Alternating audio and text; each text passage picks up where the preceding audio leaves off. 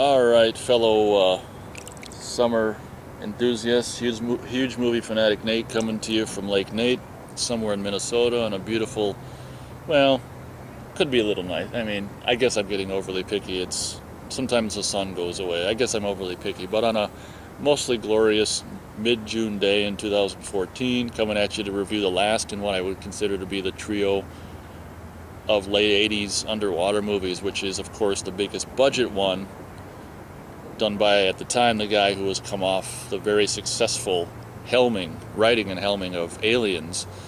I can't remember which, I'll say the title, which is The Abyss. And I can't remember if at the time, James Cameron likes to, post Aliens likes to make the most expensive movies at the time. And I can't remember if at the time this was the most expensive movie or not, because I was only 12 and I wasn't paying attention. I didn't even know necessarily. I mean, I think I saw a trailer on TV, like a little, I shouldn't call it a trailer, a TV spot, which was kind of like, I think it was like a love-themed trailer, and I wasn't interested in it. It didn't interest a 12-year-old kid, and maybe that's the problem with this movie. I think that is more or less, obviously it's got a following now, but I don't think it was particularly as big a success as they were hoping for, like in its theatrical run. And I think it's because maybe it was a little too much like, I don't know, too much possibly too much love or whatever. I don't know, too much relationship. James Cameron obviously says that all of his movies, except maybe Piranha 2, are love stories and all this and shit, all this and all that shit, and good for him and all that. And this movie, to me, I don't know, it's something about it. Arguably it's amazing, and James Cameron said if he couldn't do what 2001 did for space, for underwater, or shit, I said that wrong. If he couldn't do for underwater movies what 2001 A Space Odyssey did for space movies, he didn't want to do it. So he kind of did it in a way. What was I saying? Shit. Damn it. I got sunstroke. Water stroke.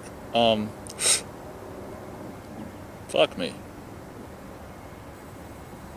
So I'm not too sure. I think this was like one of his only, if it could potentially be his biggest flop. I'm not exactly sure what kind of business it did in the theater, but I know that it probably didn't do what they hoped. And for me, The Abyss kind of rubs me the wrong way, and I think I don't know what the fuck it is to do with. In a weird way, it's like the movie really ultimately at the end of the day isn't about terribly much. It's like they're underwater in this rig. It's kind of like Leviathan, where instead of it being a military thing, well, it does kind of turn into a military thing, I guess. But I think they're oil people probably underwater who get, a submarine sinks at the beginning, and then they get orders by the military or the Navy or whatever to, they're an oil outfit, so they get orders from the military to go assist, or the Navy go assist them in whatever. Again, it's like one of these Cold War movies, and the Russians. The one thing I do like about it is what Mary Elizabeth, whatever the hell her name is, does say about it. It's just like, you see what we want to see. Coffee looks at him and he sees Russians. He sees the enemy. In her great line, "You've got to look with bigger eyes than that," or whatever. I do obviously agree with that, and that sentiment, makes the movie good and all that. And for me, it's just, I don't know. For me, although, the human story or whatever that happens is arguably great, for me, it's like this huge, big, and let's face it, it was everyone who one of the most difficult movies to ever make, save Lawrence of Arabia and all that, but, and I'm surprised no one fucking drowned making it, like Ed Harris almost did.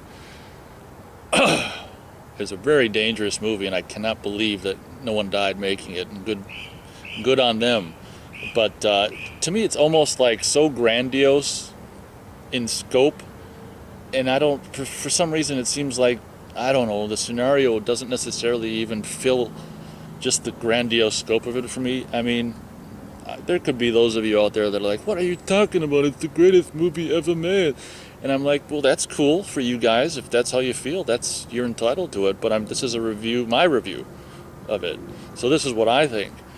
And of course, this is the first movie I think, I can't remember when Aliens got the extended. They both might have came out around the same time, but the very first way you could ever see the extended version of The Abyss and Aliens, of course, was on Laserdisc. I think they might have both came out around 1993. And of course, I had a Laserdisc player in '94, so I got to see it. I think in '94 or whatever. And of course, usually the James Cameron extended versions are better. I think today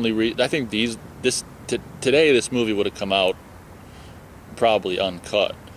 But back in those days, the studios were a little less. They were a little more leery, which kind of almost I wish they were now, because some movies can be too long. Like every movie, like summer movie being like 2 hours and 15 minutes long, to me is just like, I don't know. Especially if it sucks, it doesn't need to be that long. So this is back in the day where they really, really tried to keep, more so I think than now, the running time of movies down a little more. So, they cut out a lot of important stuff. So obviously, the extended, this review is basically just extended. I'm not going to obviously do a separate, this review is basically for extended. So I'm not going to do separate reviews, but it rubs me the wrong way. And I think my biggest problem with the movie is the scene where she drowns, because I think, it's whatever, for me it's just too uncomfortable. It goes somewhere where it's too uncomfortable for me, the drowning thing. And so it rubs me the wrong way. The stars is difficult. I guess we'll go 3.5 stars for The Abyss. I can't go the 4 just because, I don't know, like I say, it feels like it's got this grandiose framework, or how do you say it? This grandiose screen presence or grandiose shell, but I feel like in a weird way the scenario that inhabits the grandiose big budget movie shell doesn't fill it out completely. I don't know how to describe it.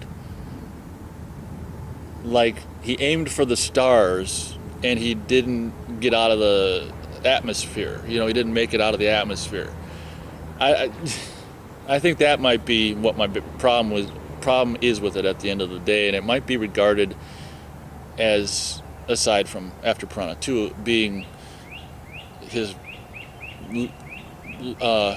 most underperforming movie. I can't remember what True Lies did, how that performed, and like I say, I don't think that was like the most expensive movie ever made at the time or anything. I imagine True Lies did pretty much right around what it was expected to do. I don't remember it being some kind of big. I think the bigger movie of '94 was Speed. Actually, was more well received than True Lies, I think. But don't quote me. So thank you very much for watching my last in the series of whatever underwater movies that came out within a year period from '88 through '89. Arguably great, and I know that a lot of I got fish nibbling at my feet now.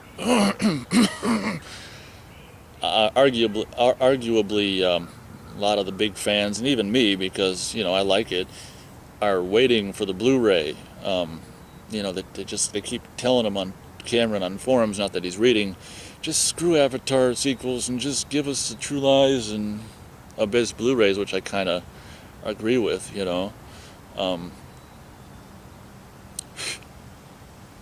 Yeah, let's get the Abyss, and True Lies Blu-rays out there. Are those the only?